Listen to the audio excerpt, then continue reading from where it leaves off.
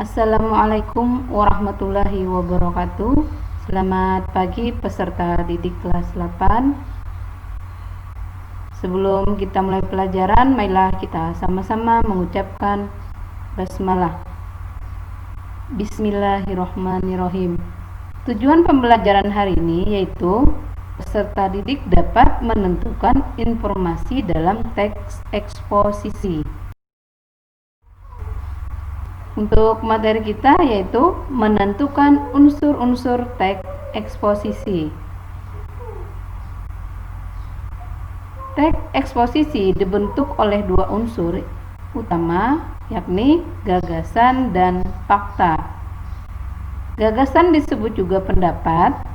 Gagasan adalah pendapat yang dikemukakan, isinya berupa pernyataan yang mungkin berupa komentar, penilaian, saran, dorongan, dan bujukan.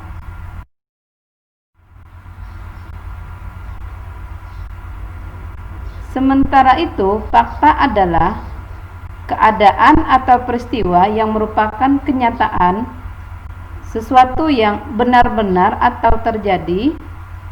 Fakta berfungsi untuk memperkuat gagasan sehingga diharapkan informasi tersebut lebih meyakinkan khalayak atau pembaca.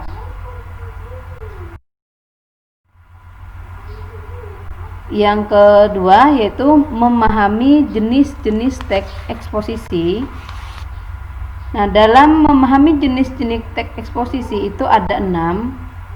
Tetapi dalam pertemuan kali ini Ibu hanya menjelaskan 2 jenis teks eksposisi, yaitu identifikasi dan yang kedua perbandingan atau pertentangan. Untuk yang keempat jenisnya akan Ibu jelaskan di pertemuan kita minggu depan.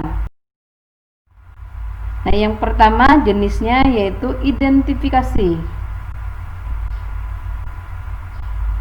Eksposisi identifikasi merupakan sebuah metode yang berusaha menyebutkan ciri-ciri atau unsur-unsur pengenal suatu objek. Dengan menyebutkan ciri suatu objek, diharapkan pembaca atau pendengar lebih mengenal objek tersebut. Perhatikan contoh berikut. Jika kamu minum air dari keran langsung, galon isi ulang, air minum botolan, ataupun merebus air minum sendiri, kamu harus memastikan air itu tidak tercemar. Karena bukan hanya udara saja yang bisa tercemar, air minum yang biasa dikonsumsi sehari-hari juga bisa terkontaminasi zat kimia berbahaya. Ciri-ciri air minum tercemar yang harus diwaspadai yaitu airnya keruh pada proses penyulingan.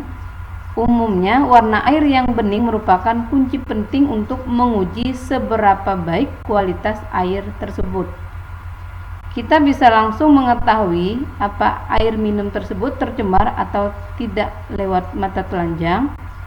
Coba perhatikan, apakah air terlihat keruh, berawan, atau bening? Warna air minum yang keruh umumnya disebabkan oleh sejumlah partikel mikroba yang tidak bisa terlihat dengan jelas.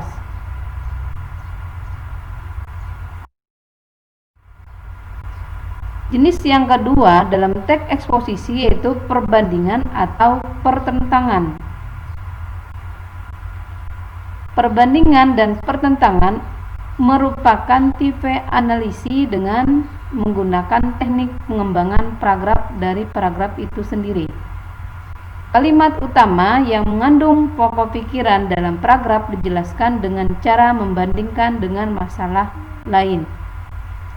Aspek yang dipakai sebagai pembanding harus bersifat konkret atau paling tidak sudah diketahui oleh masyarakat umum.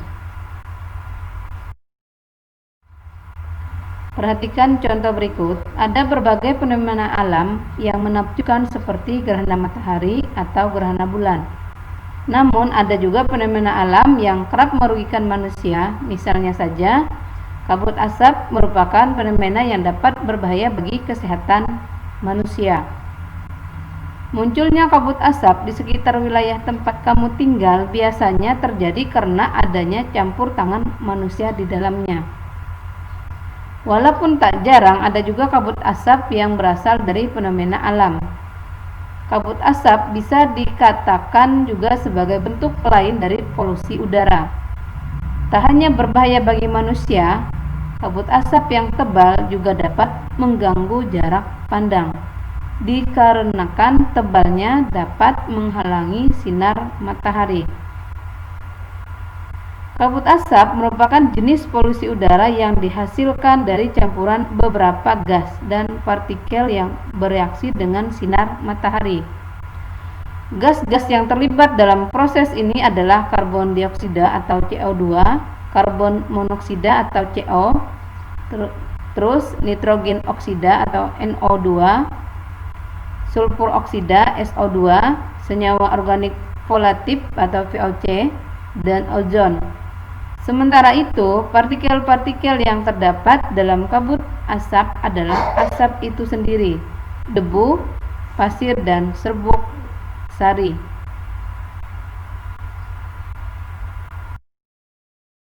Sekian yang dapat Ibu sampaikan untuk materi kita hari ini, yaitu tadi adalah menentukan informasi dalam teks eksposisi, yaitu ada unsur-unsur teks eksposisi tadi dibagi menjadi dua, yaitu gagasan dan fakta.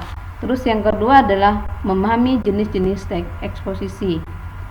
Dalam pertemuan hari ini Ibu hanya menjelaskan identifikasi dan perbandingan atau pertentangan. Untuk 4 jenisnya kita lanjutkan di minggu depan. Untuk mulai pelajaran, marilah kita sama-sama mengucapkan hamdalah. Alhamdulillahirabbil alamin. Assalamualaikum warahmatullahi wabarakatuh.